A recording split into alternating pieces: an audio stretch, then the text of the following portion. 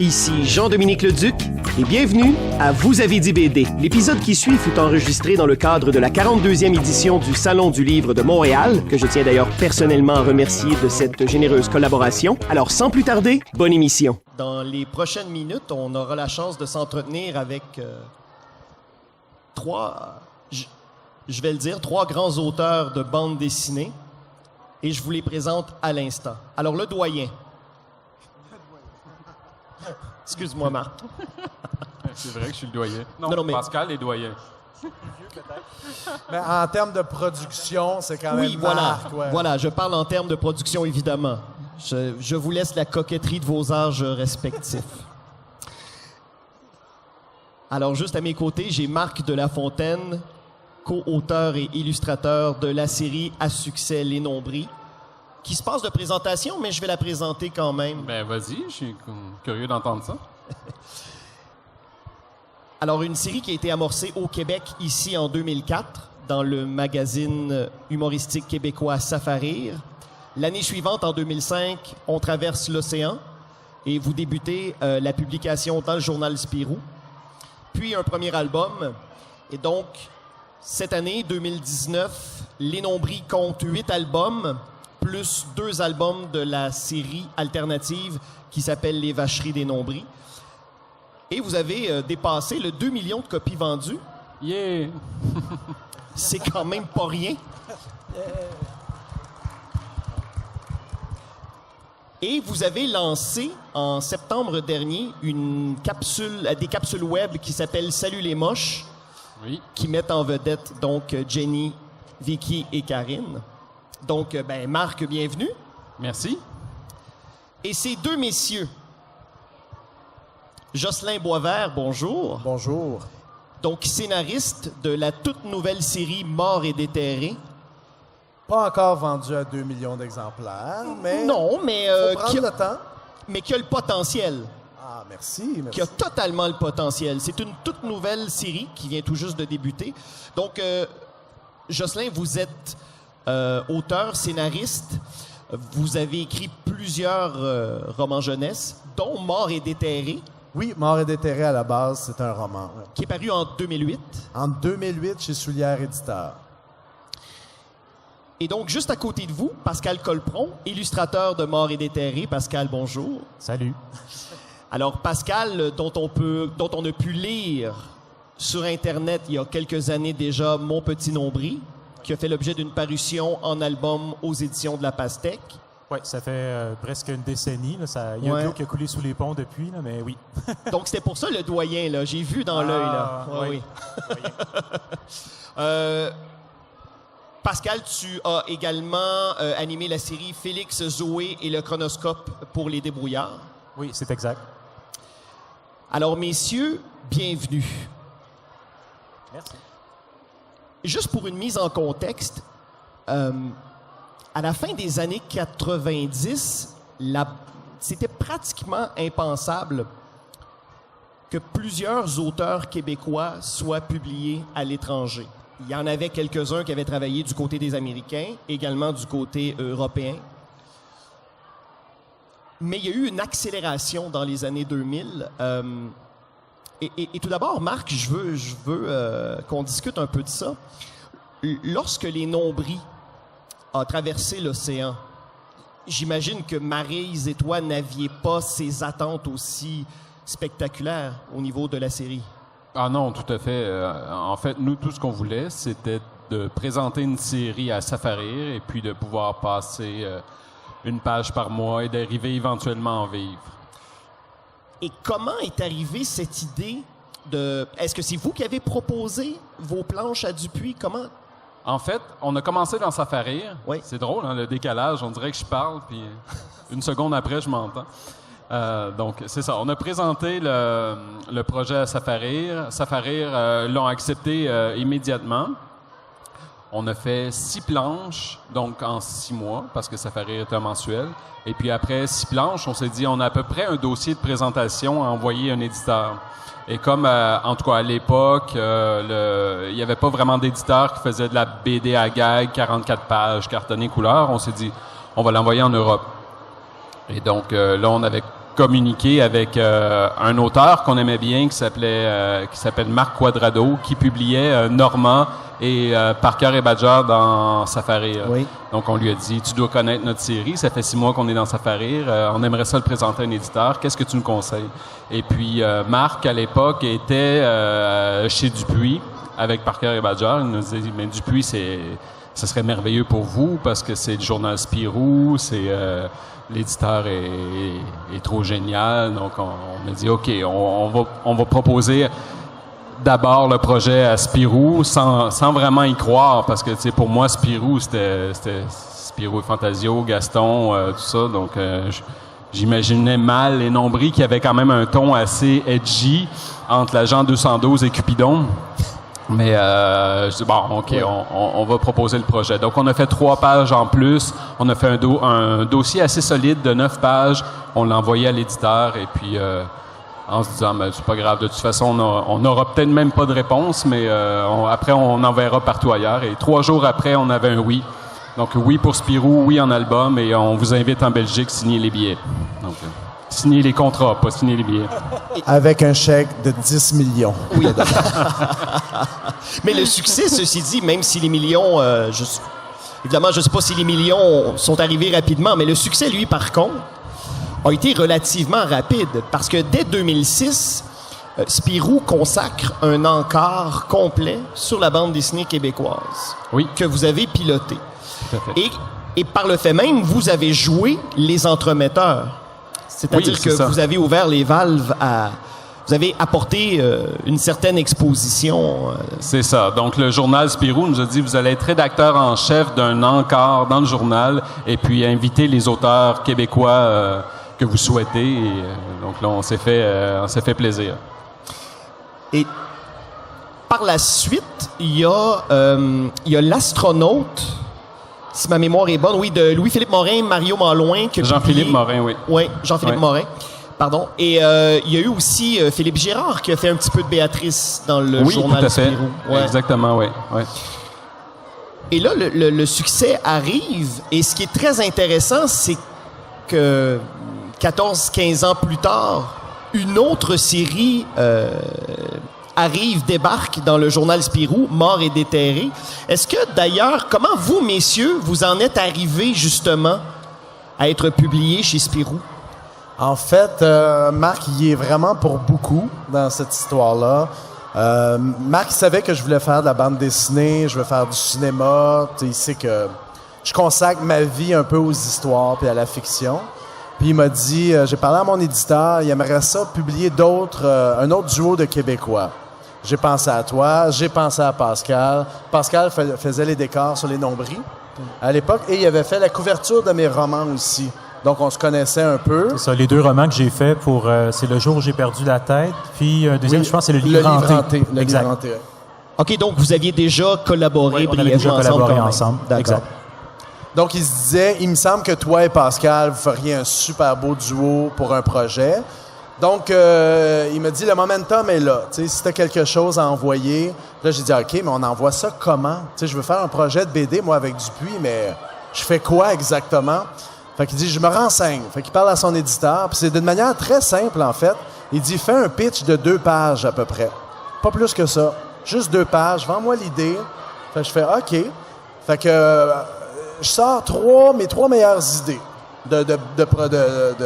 d'idées de bande dessinée, dont l'adaptation de mon roman Mort et déterré. Là, c'est sûr qu'il y a des droits d'adaptation. C'est plus compliqué un peu. C'est pas moi qui ai les droits. Donc, j'en parle avec Marc un petit peu, puis on se dit, ben c'est vrai que l'idée la plus vendeuse, la plus intéressante et la plus développée aussi, ça reste Mort et déterré. Donc, j'en parle à mon éditeur, Robert Soulière, qui est vraiment le gentleman de la littérature jeunesse au Québec, et qui me dit, Jocelyn, je te ferai pas de problème avec ça. Je vais me prendre une toute petite part de rien, symbolique, juste pour dire. Donc, c'est comme s'il me donnait mon go. Je développe le projet. Je fais mon 2 pages, mon pitch. Benoît Frépia, qui est l'éditeur de Marc chez Dupuis, est intéressé. Ça l'a piqué sa curiosité. Et il paraît-il que ça, c'est une très bonne chose. Donc, il m'a dit, là, maintenant, j'aimerais ça que vous me faisiez un dossier. Carrément. Puis on avait envoyé aussi avec le pitch des images de Pascal, des choses qu'il avait fait avant. Fait que lui, il dit, les gars, montez un dossier, puis on va voir. Et donc, cette idée-là d'adapter un roman, parce que, bon, évidemment, le roman a sa propre vie, c'est une entité propre, et ce qui est assez étonnant, c'est qu'au final, l'album que vous en avez fait prend sa propre trajectoire. Ah, complètement. Et rapidement, là. Complètement. La personne qui aime la bande dessinée Mort et déterré, puis qui se dit, ah, est-ce que je lis le roman, parce que peut-être ça va me vendre des punchs du tome 2 et 3, mais pas du tout.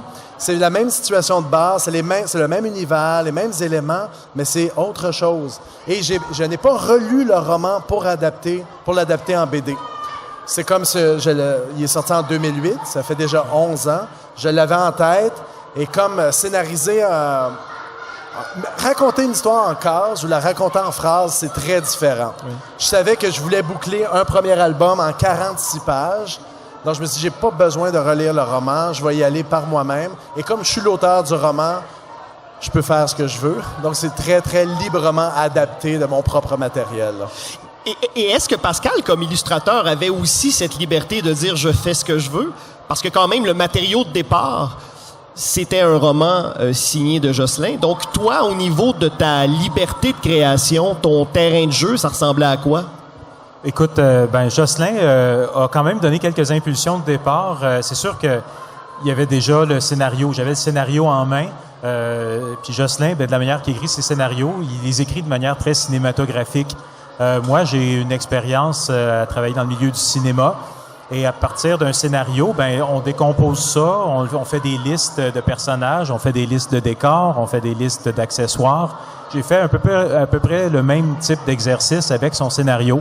Et puis là, moi, pour faire bien mon travail, je me suis dit, je vais sketcher, je vais inventer les personnages, et après ça, je vais en faire la bande dessinée pour la soumettre aux yeux de Jocelyn puis aux yeux de Benoît dans l'État. C'est-à-dire, le travail préparatoire se ferait de mon côté.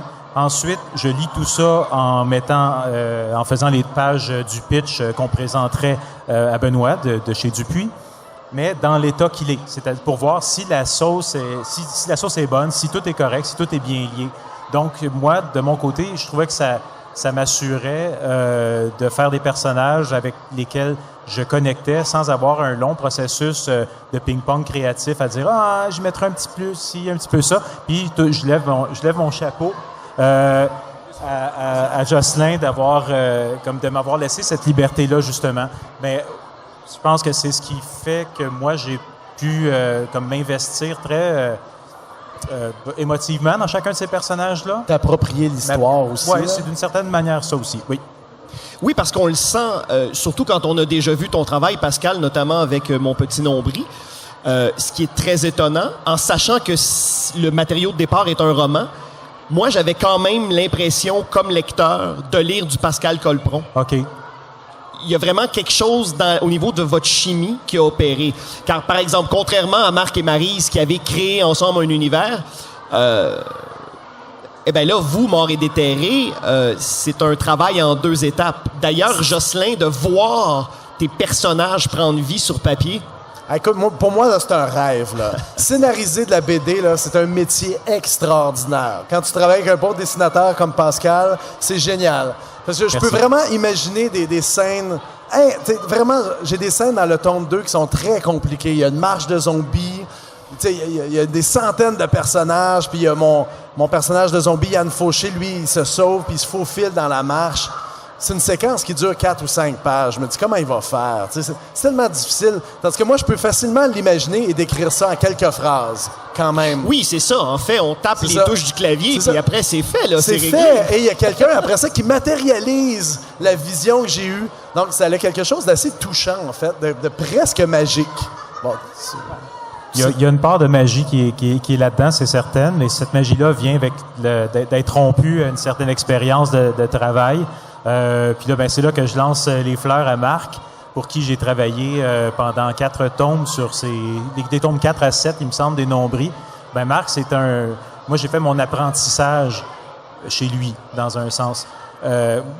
Je pense que tout le monde arrive au dessin puis à la bande dessinée avec des préférences. Moi, j'aimais bien dessiner les personnages, c'est ce qui me branchait le plus. Mais il y avait des choses qui me faisaient peur par leur complexité. les décors, les véhicules, certains accessoires, les guitares. Quand j'ai fait des guitares et des drums dans dans 2 de ses albums, là où il y a toutes les fois où le groupe joue, Albin et les Albinos, je travaillais là-dessus. Mais c'est des choses que quand on est un dessinateur qui ne dessine que pour soi, donc quand moi je faisais ma bande dessinée, mon petit nombril, quand je faisais ça sur le blog, des choses qui me tentaient pas trop de faire, je les faisais pas, hein? Ouais. Ou je les faisais sketcher. Mais quand c'est pour quelqu'un d'autre, les endroits où on a peur d'aller, que ce soit par paresse ou que ce soit par réelle crainte, on y va hardiment, puis on apprend.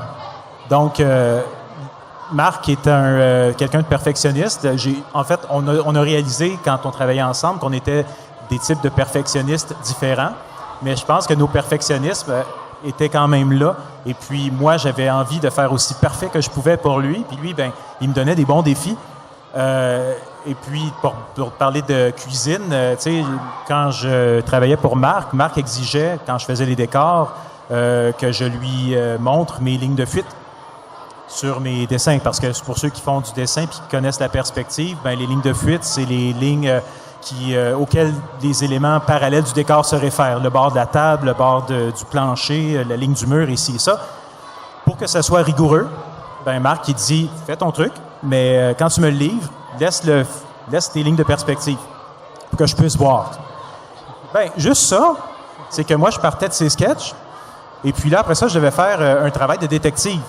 Mais un travail de détective qui était pas trop difficile parce que Marc, déjà, a tellement l'œil qu'il faisait un décor qui était, je pense, qu'il soit 85-90% sa coche, pour prendre une expression vernaculaire. Et puis, mais c'était là. Puis là, moi, j'avais à trouver où est le point de fuite de gauche, où est le point de fuite de droite, où est-ce qu'il est en haut, où est-ce qu'il est en bas. Et après ça, patiemment, je me suis rompu au fil de 4 tomes à l'exercice de bâtir les décors. Puis c'est là que j'ai appris, encore là, que le décor se faisait pas dans le même état d'esprit que faire des personnages. Et à force d'en faire, t'es devenu un spécialiste des voitures. Tes voitures, maintenant, sont top. Puis, tu vois, avant, c'est une surprise de quand... J'aurais pas pensé que j'avais à faire des véhicules, mais en faisant, je me suis vraiment pris au goût. Fait que quand j'étais tout petit, moi, j'aimais pas ça dessiner des voitures, mais maintenant, c'est une des parties que j'aime le plus. Mais bon, faut dire que si Google n'existait pas, je serais bien mal pris. Il faudrait que je les invente. Mais mon petit perfectionnisme là-dedans, c'est de faire des vrais modèles de voitures. Donc, puis là, à titre d'anecdote, j'ai même on a des lecteurs dans le voisinage, dont un papa que je fréquente une fois de temps en temps. Puis lui, ce qu'il s'amuse à faire, c'est de trouver les modèles exacts des voitures qui ont été représentées. Là, il me dit, ça, tu as une Corolla ici. Ça, je reconnais ton ancienne voiture. Ça, ici, c'est une Mazda CS. C'est ça le plaisir. Moi, fait que là, à ce moment-là, ça devient comme une espèce de petite chasse au trésor. On inclut des détails, on inclut des types de... on fait ça comme ça. Je suis content de voir que tu aimes faire des voitures. Je ne le savais pas. Peut-être que Yann Fauché, mon zombie, va pouvoir être courseur de Formule 1 au tome 9 ou au tome 10. Il va remplacer Michel Vaillant. Jocelyn, tu as les coups des branches là, comme scénariste. Là. Tu peux vraiment lui demander ce que tu veux maintenant. Exactement. Mais je pense que je reviens un peu à... Mais pour Jocelyn, dans un sens, c'est très bien aussi. Qu'est-ce qu'il fait comme travail? Il parlait de la marche de zombies, qui était un défi assez considérable pour le tome 2. Mais c'est ça le travail du scénariste. C'est celui de donner le défi au dessinateur. D'ailleurs, et c'est tout à ton honneur, Pascal, j'ai trouvé qu'au niveau de la construction du découpage dans le premier tome de Mort et déterré, et au niveau du décor, c'était très, très copieux. C'est déjà très généreux, c'est très dense. Et il y a là vraiment une différence avec Mon petit nombril. Oui.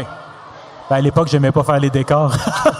Là, c'est bien. Donc, quand je disais d'entrée de jeu, Marc, que tu es le doyen, et c'est là où je voulais en venir aussi. C'est quand même fou de penser que maintenant, de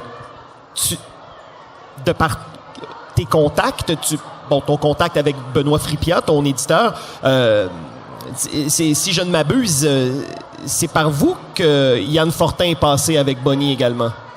Ça, je sais pas. Je pense Benoît Frippiat. Ouais, je pense que Benoît va rencontrer Yann, peut-être à un lancement des Nombris ou quelque chose comme ça, mais de mémoire, c'était pas moi qui avais présenté Yann directement à Benoît. Mais il y a quand même un travail de passation maintenant, et c'est pour ça que je parlais de doyen. C'est qu'on arrive à une étape dans ta carrière où, fort de tes 10 albums des Nombris, il y a c'est pratiquement institutionnalisé dans une certaine mesure. Ben écoute, moi, si je peux faciliter l'entrée chez Dupuis à d'autres auteurs que je trouve talentueux, je vais certainement pas m'en priver. Ben, d'ailleurs, la filiale québécoise, là, il y a Jeff Bergeron qui débute une série. Ben oui, c'est ça. Mais Jeff avait déjà commencé à illustrer des histoires courtes dans Spirou bien avant les Nombris, avec Alcante notamment. Mais tu vois, juste au niveau des jeux dans Spirou, j'ai proposé le tandem Johan et Frédéric Antoine, oui, qui sont rentrés. Et j'ai un cousin aussi qui a fait une belle carrière chez Disney, DreamWorks, et donc une grosse carrière à Hollywood, et qui voudrait maintenant se lancer en BD. Et donc j'ai proposé à Dupuis de regarder un peu ses travaux, et ils lui ont proposé un jeu. Donc, à chaque fois que j'ai la chance de pouvoir faire entrer des amis ou des collègues ou même des gens que je connais peu mais que je trouve talentueux, ben je vais pas me gêner.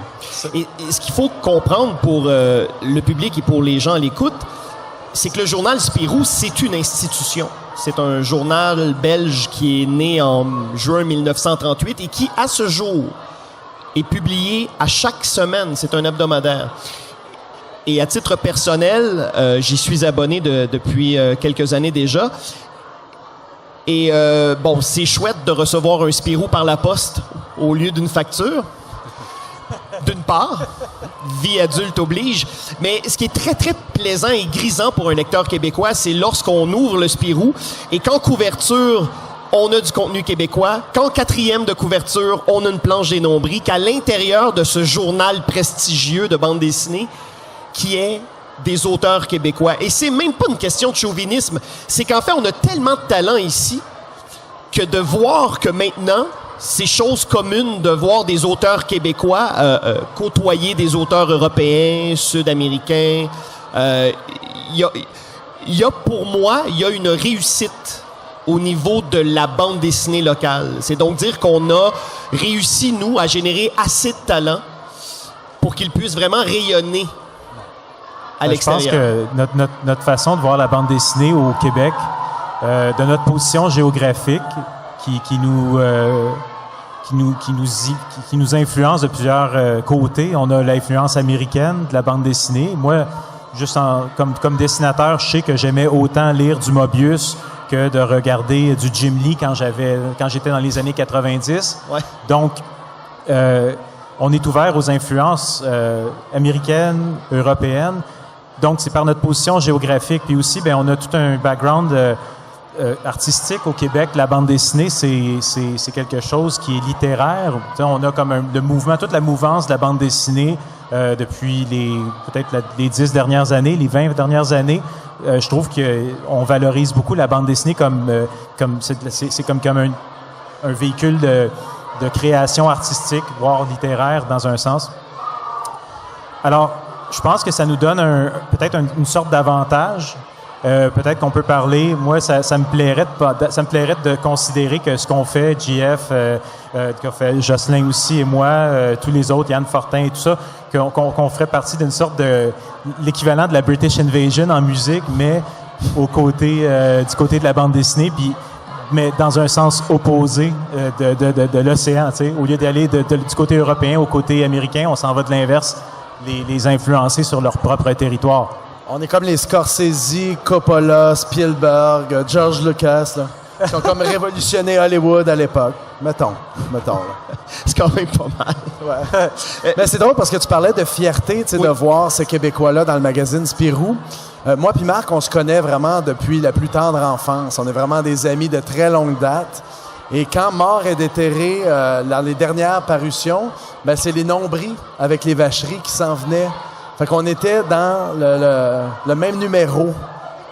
Il y a quelque chose d'assez le fun de dire « Hey, on publie les deux chez Dupuis dans le Spirou. » On s'est dit quand même, la vie, des fois, c'est agréable. Là. C'est des belles surprises. Mais j'imagine aussi que il y a aussi cette idée d'être publié chez l'éditeur qui vous a fait rêver comme lecteur plus jeune aussi.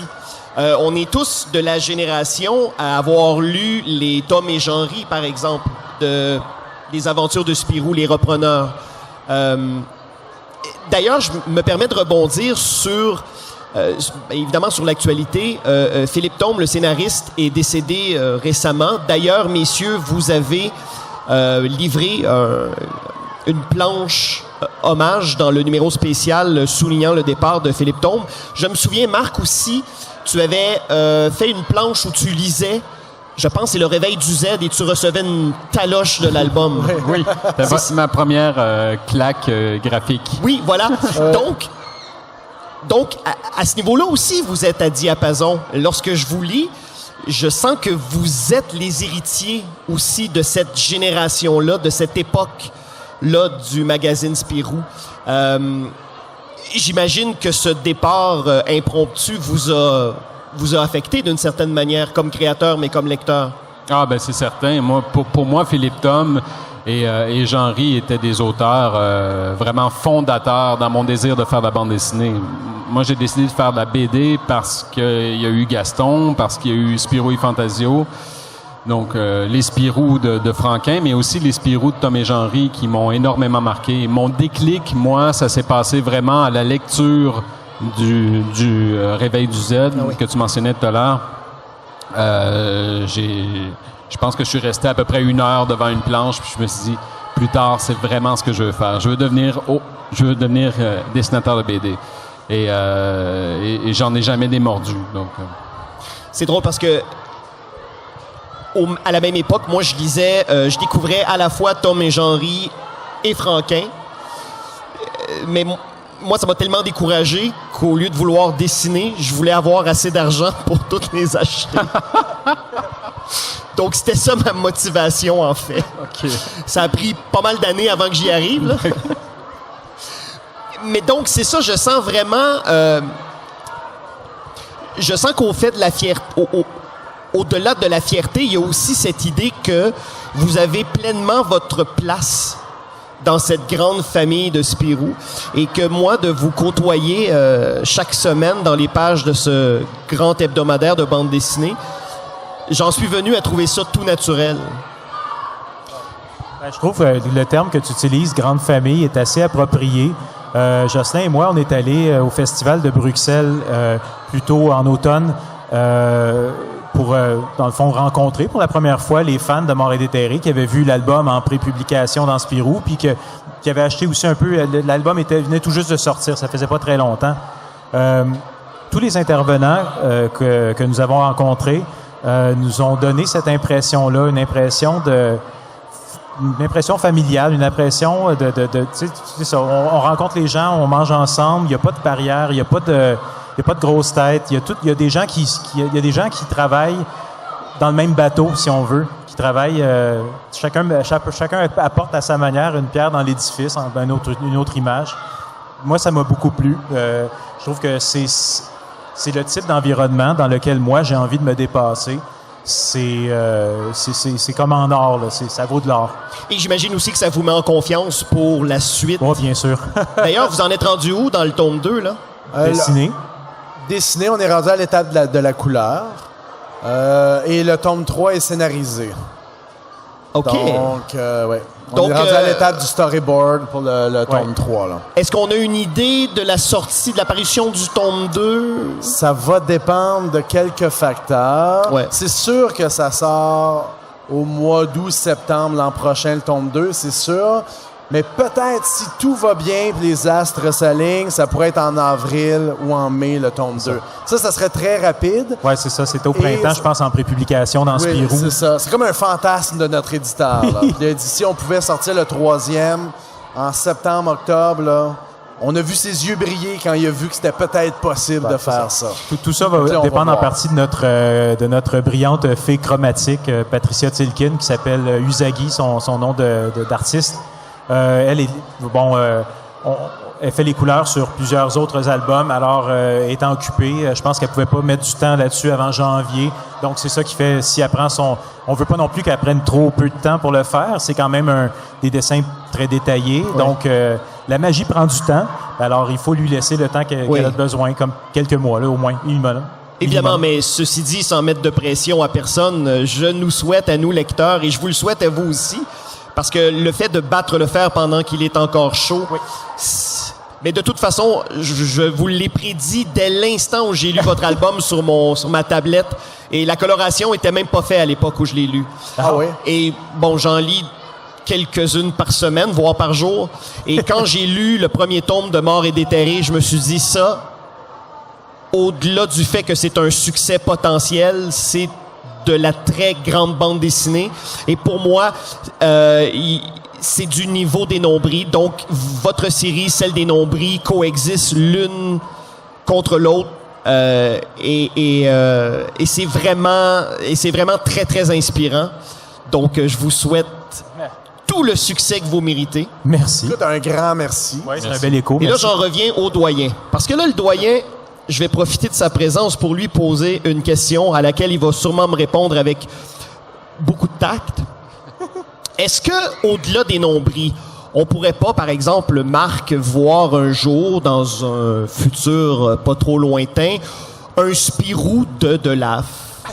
Ou, par exemple, un album de reprise de Gaston Lagaffe? Parce que t'as pondu une planche extraordinaire de Gaston. Mais vraiment pour un album hommage. Et si vous connaissez moyennement Franquin, vous allez prendre ça vraiment pour du Franquin. Et même si vous connaissez bien Franquin, ce que tu as réussi à faire, Marc, avec cette planche-là, il a fallu que je ramasse au sol ma mâchoire. Elle était vraiment au sol.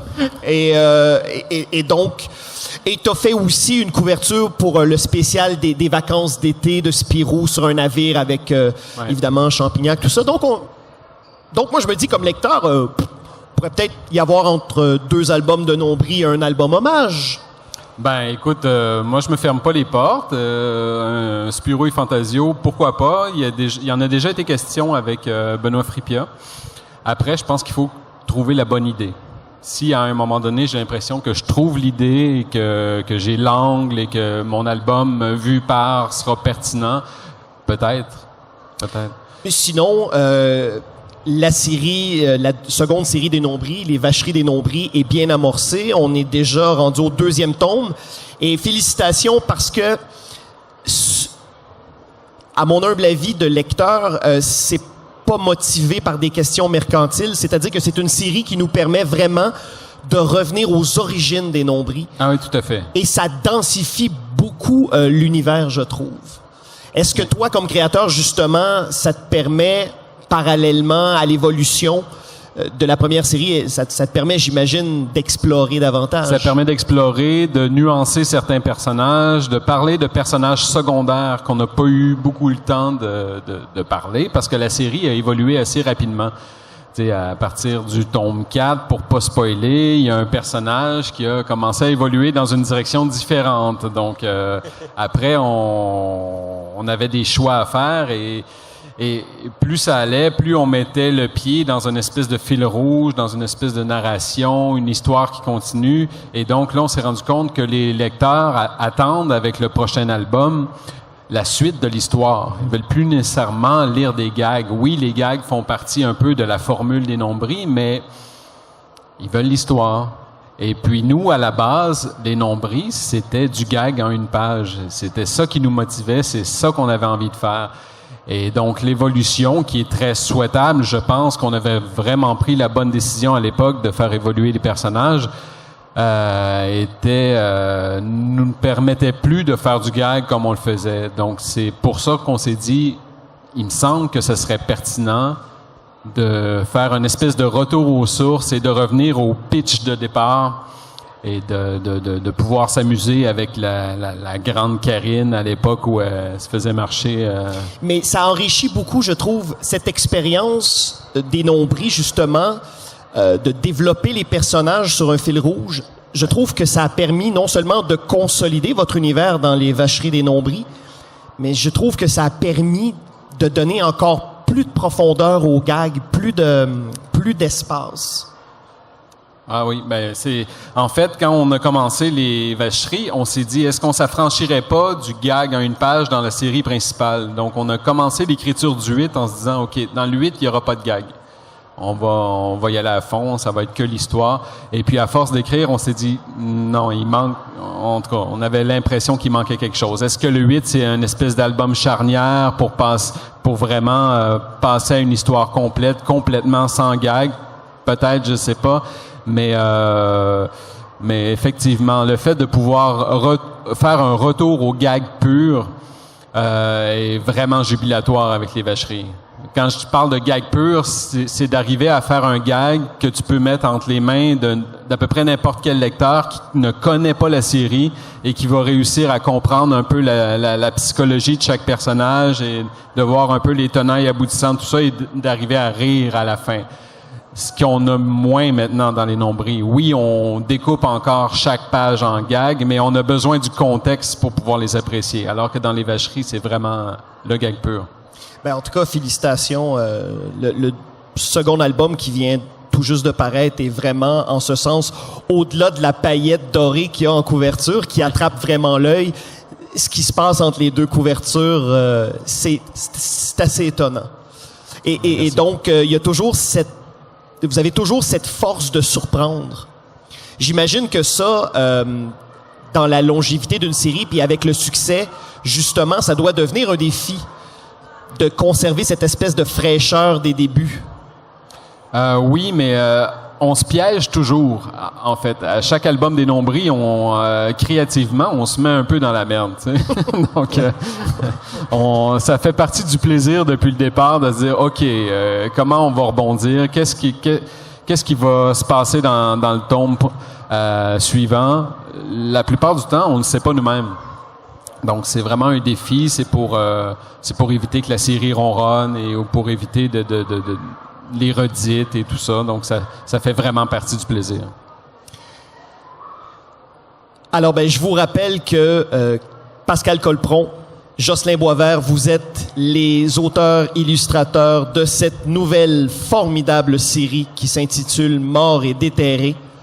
Alors, n'hésitez surtout pas à sauter dans le train dès le premier tome. Déjà pour moi, c'est un incontournable et c'est une grande série. Messieurs, bravo.